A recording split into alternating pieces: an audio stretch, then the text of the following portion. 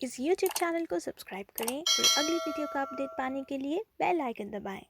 इससे पहली वीडियो में मैंने आपको ततारा व अमीरों की कथा समझाई और अब इसके प्रश्नोत्तर समझ लेते हैं। सबसे पहले मौखिक प्रश्न।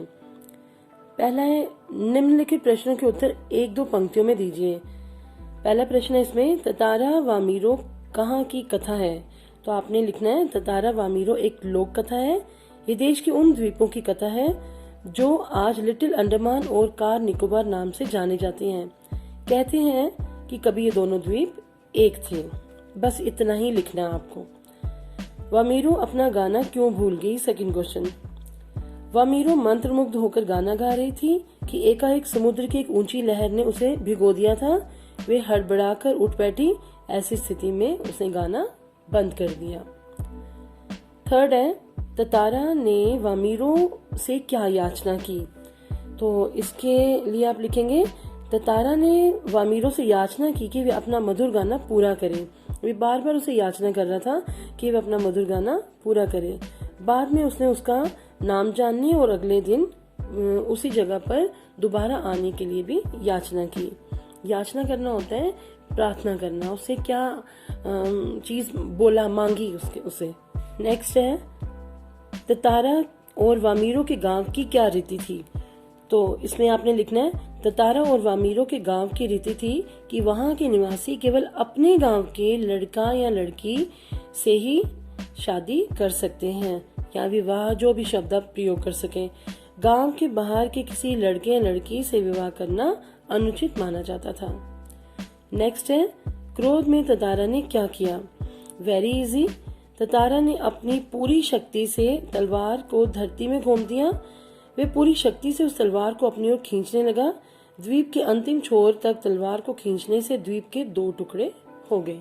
अब लिखित का फर्स्ट पार्ट देख लेते हैं। ख भाग, ततारा की तलवार के बारे में लोगों का क्या मत था? मत मतलब विचार। तो आपने लिखना है, ततारा की तलवार के बारे में लोगों का ये मत था कि उसमें कोई दैवीय शक्ति है और वो उसका प्रयोग लोगों के सामने, किसी के भी सामने नहीं करता। लोगों के अनुसार ततारा की तलवार एक विलक्षण शक्ति अपने अंदर समेटे हुए थी। नेक्स्ट है, वामीरो ने ततारा को बेरुखी से क्या जवाब दिया? वामीरो ने ततारा को बेरुखी से ये जवाब दिया कि वे उसके कहने पर गाना क्यों गाए। वे पहले उसे ये बताए कि वे कौन है, उसे असंगत प्रश्न क्यों कर रहा है और वो उसे घूर क्यों रहा है, वे उसे बार बार याचना क्यों कर रहा है, और उसे ये पता होना चाहिए कि वे अपने गांव के पुरुष के सिवा किसी और को जवाब देने के लिए बाध्य नहीं हैं। नेक्स्ट है, ततारा वामीरो की त्याग में मृत्यु से निकोबार में क्या परिवर्तन आया? तो इसके लिए आप ये आंसर लिखेंगे, ततारा वामीरो की त्याग में मृत्यु व्यर्थ नहीं गई। निकोबारी इस घटना के बाद दूसरे गांव में भी आपसी वैवाहिक संबंध स्थापित करने लगे, और मतलब कि अपने गांव के सिवा दूसरे गांव में भी उन्होंने आपसी संबंध बनाने शुरू कर दिए।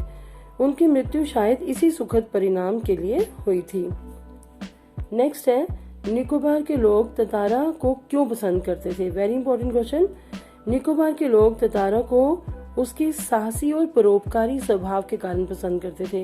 वे दयावान था, वे बहादुर था, वे सबकी मदद करता था, वे किसी के भी पुकारने पर भागा भागा उनकी मदद के लिए जाता था। ये सारा आपने स्टोरी में लाइंस आएंगी, या पढ़ सकते हो वहां से भी। वे सदैव दूसरों की सहायता करने में विश्वास रखता था और समूचे द्वीप समूह के वासियों की सेवा करना अपना कर्तव्य समझता था। ओके, अब लिखित का ख भाग देख लेते हैं, जिसमें 50 से 60 शब्दों में उत्तर देना है। तो इसमें पहला प्रश्न है, निकोबार द्वीप समूह के विभक्त होने के बारे में निकोबारियों का क्या विश्वास है? तो इसके उत्तर में अब लिखेंगे, निकोबार द्वीप समूह के विभक्त होने के बारे में निकोबारियों का ये विश्वास है कि कभी लिटिल अंडमान और कार निकोबार द्वीप आपस में मिले हुए थे। इनके विभक्त होने के पीछे एक लोक कथा है, ततारा व अमीरों के असफल प्रेम की, और जिसके कारण ये जो द्वीप हैं ये दो टुकड़ों में बट गए।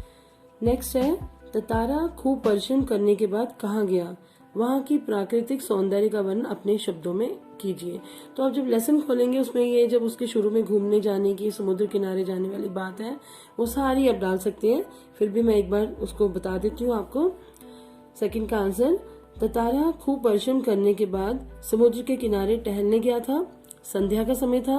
उस समय क्षितिज पर सूरज डूबने को था। ठंडी हवाएं चल रही थी। पक्षियों की चहचहाहट से वातावरण गूंज रहा था और सूरज की अंतिम रंग बिरंगी किरणें पानी में घुलकर अद्भुत स्वर्गिक सौंदर्य की रचना कर रही थी। यह ऑन द होल आप बोल सकते हो कि एक बड़ा ही प्यारा वातावरण था।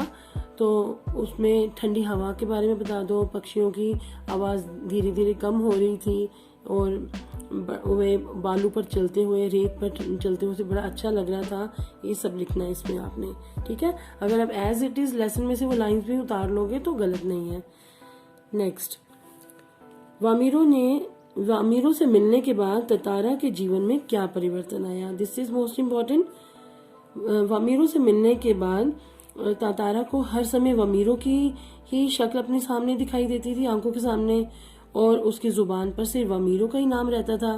वामीरो के बिना उसके लिए दिन और रात काटना बड़ा कठिन हो गया था।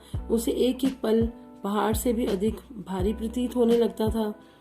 वे शाम होने से पहले ही लिपाती के उस समुद्री चट्टान पर जा बैठता था जहां वे वामीरो का इंतजार करता था। ये सारी बातें आपने इसमें देनी है। नेक्स्ट है 4th क्वेश्चन। प्राचीन काल में मनोरंजन और शक्ति प्रदर्शन के लिए किस प्रकार के आयोजन किए जाते थे।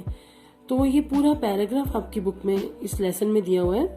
आप एज इट इज सेम भी उतार सकते हो, उसको थोड़ा सा चेंज अपनी लैंग्वेज में करना चाहो तो कर सकते हो। और सबसे बेस्ट चीज है कि आप उसको एक बार रीड करके अच्छी तरह से और अपनी वर्डिंग में लिखो। तो फिर भी आई एम रिपीटिंग हियर। प्राचीन काल में मनोरंजन और शक्ति प्रदर्शन के लिए अनेक प्रकार के आयोजन किए जाते थे। पशु पर्व, कुश्ती, दंगल तथा मेलों का आयोजन किया जाता था। पशु पर्व में हष्ट-पुष्ट पशुओं का प्रदर्शन होता था। युवकों की शक्ति परीक्षा के लिए उन्हें पशुओं से भिड़ाया जाता था। इसमें सभी लोग हिस्सा लेते थे। पासा गांव में वर्ष में एक बार ऐसा मेला लगता था जिसमें आसपास की सभी गांव के लोग इकट्ठे होते थे हिस्सा लेने के लिए। उसमें नृत्य, संगीत और भोजन का भी प्रबंध होता था। 5th question is which is very important, very very important. रूढ़ियां जब बंधन बन बोझ बनने लगे तब उनका टूट जाना ही अच्छा है, क्यों? स्पष्ट कीजिए। तो रूढ़ियां क्या होती हैं? रूढ़ियां रीति रिवाज, हमारे पुराने रीति रिवाज जो हमारे बड़ों से हमें मिले हैं, तो उन्हीं के बारे में बात करते हुए कवि लेखक कह रहा है रूढ़ियां एक प्रकार का बंधन ही होती हैं। रूढ़ी का अर्थ है ऐसा बंधन जिससे लोकहित होने के बजाय अहित होता है, मतलब अच्छा होने के बजाय कभी कभी बुरा होता है। जो परंपरा लोगों के विकास, आनंद और इच्छा पूर्ति में बाधा बने वे रूढ़ी है ना। अगर आप कोई कार्य करना चाहते हैं, कुछ प्रगति जीवन में करना चाहते हैं, तो आपके जो कुछ ऐसी रीति रिवाज हैं जो उसमें बाधा बन रहे हैं, तो लेखक का मानना है कि उनका टूट जाना ही अच्छा है। तभी भी कहते हैं कि ऐसी रूढ़ियों का टूट जाना अच्छा है, इनमें परिवर्तन आना ही उचित है। और इसका मुख्य कारण ये है कि समय निरंतर परिवर्तनशील रहता है और ऐसे समय में ये रूढ़ियां हमें सदा पीछे रखती हैं, हमें बंधनों में जकड़कर हमारी प्रगति की राह में रोड़े अटकाती हैं। तो इस तरह की रूढ़ियां, ऐसे रीति रिवाज जिनसे हमारी प्रगति रुक जाए, उनका टूट जाना मतलब उन्हें छोड़ देना ही अच्छा है। इससे व्यक्ति की स्वतंत्र सत्ता समाप्त हो जाती है।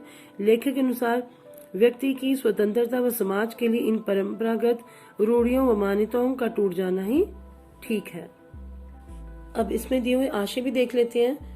तो आशय लिखने से पहले मैं आपको एक चीज समझाना चाहूंगी कि बेटा संदर्भ जरूर देना है। कभी भी आपको आशय लिखना पेपर में आ जाए, बोर्ड एग्जाम में भी, तो संदर्भ जरूर देना है। संदर्भ का मतलब है कि you have to mention their name of the writer and name of the lesson. जैसे प्रस्तुत पंक्तियां हमारी पाठ्य पुस्तक स्पर्श भाग 2 के अंतर्गत ततारा वामीरो कथा में से ली गई हैं।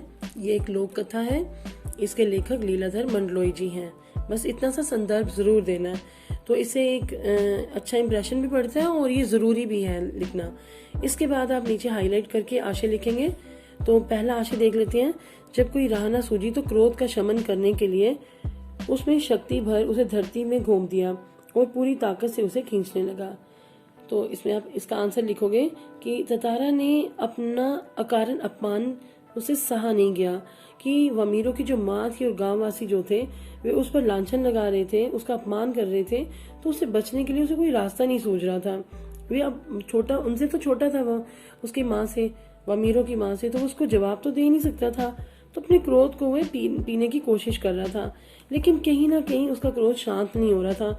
तो उसे शांत करने के लिए उसने क्या किया, अपनी लकड़ी की तलवार को पूरी शक्ति भरी और पूरी शक्ति भर के उसे जमीन पर एक लकीर उससे खींचनी शुरू की, जिससे क्या हुआ कि धरती के 2 टुकड़े हो गए।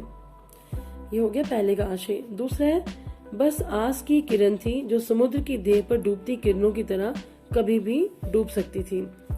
तो इसके आशय में अब दोगे कि तातारा वामीरो को पहली ही नजर में बेहद प्रेम करने लगा था। वे उसकी प्रतीक्षा में अपने जीवन की संपूर्ण आस लगाने लगा था कि और उसे पुनः उसने वहां पर बुलाया था समुद्र के किनारे पर, और वे वहां पर उससे पहले वहां पहुंच गया था काम अपना खत्म करके। लेकिन जब वो नहीं वहां उसको दिखाई दी तो वे छटपटाने लगा। उसको बस एक वो आशा और निराशा में झूल रहा था कि शायद वामीरो आएगी या नहीं आएगी। उसके मन में एक आशंका ये भी थी कि कहीं वामीरो ना आए, और इस आशंका से उसका मन कांप उठता था। परंतु साथ ही एक आशा की किरण भी थी उसके मन में कि शायद हो सकता है वो आ भी जाए। उसे लगता है कि आशा की ये किरण वामीरो के न आने पर समुद्र में डूबते सूर्य की किरण के समान कहीं डूब ही न जाए। तातारा इसी उधेड़-बुन में बैठा था और आशा निराशा के बीच झूलते हुए अपने प्रेम के सफल होने की कामना कर रहा था। तो बेटा ये थे क्वेश्चंस के आंसर्स। होप कि आपको अच्छी तरह समझ आ जाएंगे। बिल्कुल इजी वे में समझाने का प्रयत्न किया है। फिर भी अगर कहीं प्रॉब्लम आए तो आप जरूर कमेंट बॉक्स में लिखो, I will surely help you. But सबसे जरूरी बात जो मैं आपको कहना चाहूंगी कि हो सकता है आप एक्सपेक्ट कर रहे हो कि मैं रिटर्न में भेज देती आपको इसमें वीडियो में, तो मैंने ये जानबूझकर नहीं किया, क्योंकि सेम टू सेम कॉपी करने से बेटर है you must learn to write yourself. You just try to understand the questions and write yourself. All the best to you all.